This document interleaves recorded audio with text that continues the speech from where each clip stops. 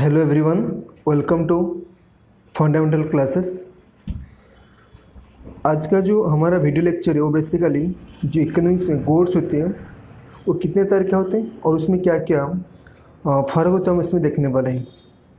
देखिए गोड्स, यहाँ पे मैं पढ़ने से पहले मैं बता दूं कि एक्चुअली गोड्स क्या चीज़ होते हैं।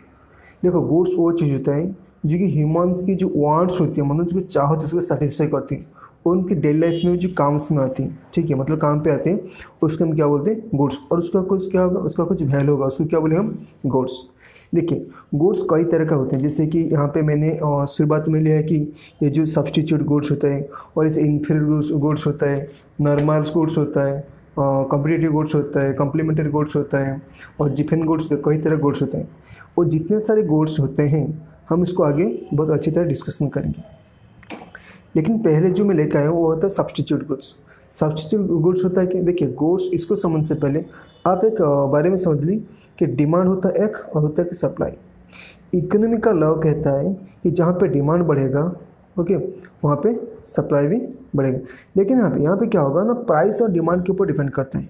प्राइस और डिमांड कैसा है, तो अगर किसी चीज़ का मान लो, कोई चीज़ के मान लो किसी चीज़ का प्राइस, जैसे कि मान लो हम पोटैटो खरीदते हैं, पोटैटो मान लो अभी 40 रुपया किलो है, ओके, और उसका मतलब एकदम से प्राइस नीचे गिरेगा, 20 रुपया हो गया, यानी यहाँ पे क्या हो गया, सप्लाई ज़्यादा हो जाएगी। लेकिन मान लो कल को 40 रुपया पोटैटो था, अगर उसका प्राइस 50 और 60 रुपीज़ हो जाएगा तो उसका डिमांड क्या हो जाएगा, कम हो जाएगा, जैसा हम करते हैं बेसिकली। देखिए ये हो गया क्या, लॉ ऑफ डिमांड का लॉ हो गया, ठीक है, लॉ ऑफ डिमांड की थ्योरी हो गया। अब देखिए सब्स्टिट्यूट गुड्स होता है क्या। सब्स्टिट्यूट गुड्स होता है एक अल्टरनेटिव, मतलब ये एक के बदले एक हम यूज कर सकते हैं। जैसे क्या हो, तो जैसे यहाँ पे मैंने लिखा है, इसे price of one goods of the demand for the other also goes up. अगर मान लो किसी का प्राइस ज़्यादा हो गया और दूसरी चीज़ का डिमांड, मतलब उसका जो सब्स्टिट्यूट गुड्स होगा उसका डिमांड ज़्यादा हो जाएगा। जैसे कि मैंने यहाँ पे दो एग्जाम्पल है, क्या होता है, एक तो पेप्सी होता है, दूसरे यहाँ पे कोक होता है, कोका कोला होता है। देखिए जैसे कि मान लो हम पेप्सी पीते हैं, अगर मान लो कल को पेप्सी का आज 10 रुपये, अगर मान लो कल को 15 रुपये हो जाएगा तो हम पेप्सी पीना छोड़ देंगे, क्या यूज करेंगे, मतलब क्या ड्रिंक करेंगे, कोका कोला है ड्रिंक करेंगे। तो ये बेसिकली क्या होता है, सब्स्टिट्यूट गुड्स ही होता है। अब आगे देखेंगे, यहाँ पे तो और भी कुछ गुड्स थे, जैसे क्या हो गया यहाँ पे कम्प्लीमेंट्री गुड्स। कम्प्लीमेंट्री गुड्स क्या होता है, एक्चुअली ये pair of goods consume together, मतलब इसको साथ में यूज करेंगे। कैसे, जैसे मान लो कोई एक का प्राइस ज़्यादा हो गया तो दूसरे का डिमांड फॉल हो जाएगा।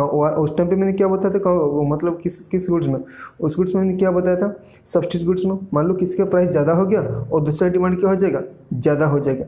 लेकिन यहाँ पे जो कॉम्प्लीमेंट्री गुड्स है, अगर मान लो किसी का प्राइस ज़्यादा हो गया तो उसका डिमांड क्या हो जाएगा, फॉल हो जाएगा। अदर का डिमांड क्या हो जाएगा, फॉल हो जाएगा। जैसे मैं बात करूँ कार और पेट्रोल की, क्या होगा ना, मान लो कार जो चलता है पेट्रोल से, अगर मान लो कल को पेट्रोल का प्राइस ज़्यादा देगा तो लोग गाड़ी खरीदना भी बंद कर देंगे। क्यों, क्योंकि कार और पेट्रोल दोनों कॉम्प्लीमेंट्री गुड्स हैं। ओके, जैसे कि मान लो आज पेट्रोल का प्राइस क्या है, पेट्रोल का प्राइस मान लो आज के टाइम पे 90 रुपीज़ है। अभी भी लोग क्या करें, गाड़ी और कार नहीं खरीद रहे, लेकिन मान लो कोई 90 रुपीज़ है, कल को 120 रुपीज़ हो जाएगा, तो जितना आज गाड़ी बेच रहे हैं कंपनी ने, लेकिन कल को क्या हो जाएगा, उनका प्राइस मतलब क्या हो जाएगा, गाड़ी बेचना कम हो जाएगा। तो ये बेसिकली क्या होता है, कम्प्लीमेंट्री गुड्स के अंदर ही आते हैं। अब आगे देखिए नॉर्मल गुड्स क्या होते हैं। नॉर्मल गुड्स में ये नॉर्मली होते हैं कि जैसे कि जिसका डिमांड ज़्यादा होगा, ओके, उसमें मतलब ये कंज्यूमर के इनकम्स के ऊपर इंक्रीज डिपेंड करता है। जैसे कि मान लो क्या है, the normal goods are those goods whose demand goods of when, यहाँ पे ये होगा सिर्फ, okay, when the consumers income increases, यानी जब कंज्यूमर्स का इनकम इंक्रीज होगा तो उसका डिमांड भी बढ़ेगा। ये किस में होता है, नॉर्मल गुड्स में। जैसे कि इसमें क्या होता है, जैसे कि मान लो कोई कुछ भी हो, जैसे कि मान लो कोई पहले मान लो उनका 5,000 तनख्वाह था, फिर बाद में वो क्या करता था, कोई छोटे छोटे मतलब कोई दाल सब्जी खाता, लेकिन उसके पास पैसा ज़्यादा, तो क्या होगा, उसमें खाने की चाहत ज़्यादा हो जाएगी। ये नॉर्मल गुड्स में आ जाते हैं। जैसे इनकम की बात करूँ, जैसे कि मान लो किसी घर में 5% थे, कितने परसेंट थे, 5% थे। मान लो और घर को जाता था, मान लो यहाँ पे मैंने क्या बताया, जिसका इनकम अगर मान लो कंज्यूमर्स का इनकम इंक्रीज हो गया तो उसका डिमांड भी इंक्रीज हो जाएगा, मतलब डिमांड भी बढ़ जाएगा। जैसे मान लो वहाँ पे 5% थे, वो 1 किलो कुछ भी सामान लाते थे खाने के लिए, ओके, लेकिन उनको नहीं होता था। लेकिन मान लो उनके पास पैसा आ गया तो क्या हो जाएगा, डिमांड बढ़ जाएगा। और इसकी मतलब चिकन मटन की बात करें तो इसमें क्या होता है, मान लो पैसा होगा तो मान लो 1 किलो वो 5 आदमी खा रहे थे, लेकिन पैसे तो वहाँ पे क्या हो जाएगा, 2 किलो 3 किलो आ जाएगा। ठीक है, तो ये नॉर्मल गुड्स की कैटेगरी में आ जाते हैं। और देखो आगे देखो, इन्फीरियर गुड्स। इन्फीरियर गुड्स क्या होते हैं, इन्फीरियर गुड्स और वो गुड्स होता है जो कि जब डिमांड्स फॉल्स होता है, जो कंज्यूमर्स का इनकम बढ़ जाता है। मैंने यहाँ पे क्या होता है, इन्फीरियर गुड्स वो होता है जब कंज्यूमर्स का इनकम बढ़ जाता है तो यहाँ पे डिमांड फॉल हो जाते हैं। जैसे कि फॉर एग्जांपल यहाँ पे मैंने 2 एग्जांपल, एक तो ऑटो ट्रैवल होता है, दूसरा केरोसिन। जैसे कि मान लो कल को आप कम पैसा इनकम करे थे, आप ऑटो में मतलब पब्लिक ट्रांसपोर्टेशन में आप मतलब क्या जाते थे आते थे, ठीक है। लेकिन जब मान लो आपके पास पैसा आ जाए तो आप क्या करोगे, खुद का बाइक खरीदोगे, खुद के कार खरीदोगे। जैसे यहाँ पे केरोसिन के ऐसे मैंने एग्जांपल ले लिया, मान लो आप केरोसिन से घर चला रहे हैं, लेकिन अगर आपके पास पैसा देगा आप क्या करोगे, एलपीजी पे आपके घर आपकी रोशनी करोगे एलपीजी में, वहाँ पे केरोसिन यूज नहीं करोगे। तो ये होता था कि इन्फीरियर गुड्स। इन्फीरियर गुड्स में होता है कि जब मतलब यहाँ पे क्या इनकम इंक्रीज हो जाएगा तब डिमांड फॉल हो जाएगा। ओके, आगे बढ़े। ये होता है डेफिनेशन ऑफ जिफिन गुड्स, जो कि सबसे कंट्रोवर्शियल होता है क्या, जिफिन गुड्स। जिफिन गुड्स क्या होता है, ये लॉ ऑफ डिमांड के अगेंस्ट में, मैंने क्या होता है, ये लॉ ऑफ डिमांड के अगेंस्ट में, उनकी रिवर्स में होता है। यहाँ पे क्या होगा, न goods where higher price causes an increase in demand. यहाँ पे प्राइस ज़्यादा होने की वजह से उसका डिमांड बढ़ेगा।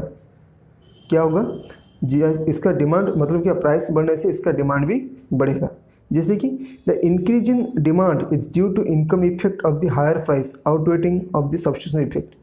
जिससे यहाँ पे क्या बताया मैंने, मान लो कोई पुअर पर्सन, ठीक है, इसको एक एग्जांपल की तरफ से हम समझते हैं। मान लो कोई पुअर पर्सन होगा तो इसमें क्या होगा ना, जो आदि मान लो यहाँ पे एक होता है मीट में, एक मीट की बात करो कि ब्रेड की बात करो।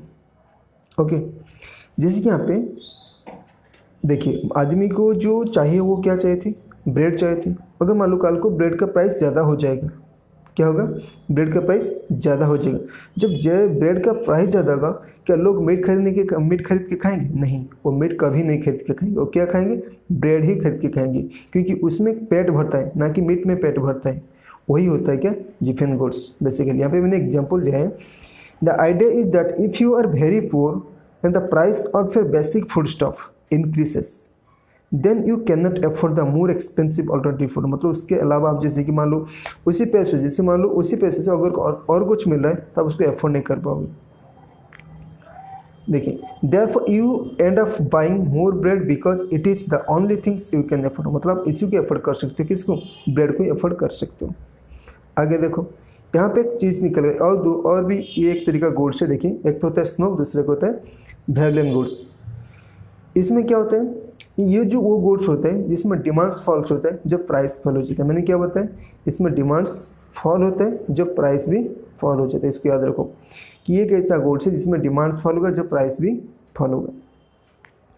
ये जो वेवलेन गुड्स होता है ये बेसिकली हाई स्टेटस गुड्स होते हैं, जैसे कि एक्सपेंसिव वाइन्स होते हैं, ऑटोमोबाइल्स होते हैं, वॉचेस होते हैं और परफ्यूम्स वगैरह। इसमें क्या होगा, जैसे मान लो एक ऑडी कार मिल रही है, एक एग्जांपल, एक ऑडी कार मिल रही है जिसकी कीमत है 80 करोड़, मैं इसे ले रहा हूँ। ओके, जिसकी कीमत है कितना, 80 करोड़। मान लो कल को इसका जो प्राइस है वो घट जाएगा, क्या जो एक स्टेटस मेंटेन कर रहा आदमी क्या उसको खरीदेगा, नहीं, क्योंकि उसमें एक स्टेटस मिलता है ऑडी कार चलाने से। तो ये होता है क्या, जैसे उसमें आ गया automobiles, wines, watches, perfumes. Okay, तो ये सारी किस्में आ जाएंगी वेवलेन और स्नॉब गुड्स में, ये सारी चीज़ आ जाएंगी। देखिए, the utility of such goods is associated with their ability to denote status. तो बेसिकली स्टेटस प्रोवाइड करेगा इसको यूज करने से, इसको यूज करने से एक स्टेटस बढ़ेगा। और यहाँ पे क्या होगा, decreasing there price decrease the quantity demanded because the status denoting utility becomes compromised. यानी जब इसका क्या हो जाएगा, प्राइस डिक्रीज हो जाएगा तो इसमें जो स्टेटस मेंटेन होता था वो क्या हो जाएगा, कंप्रोमाइज हो जाएगा। इस वजह से ये हमारी जो स्नॉब है और वेवलेन गुड्स है ये बेसिकली डिमांड जब फॉल होता है उसका प्राइस भी फॉलो, मतलब प्राइस जब फॉल होता है उसका डिमांड भी फॉलो होगा। Thank you.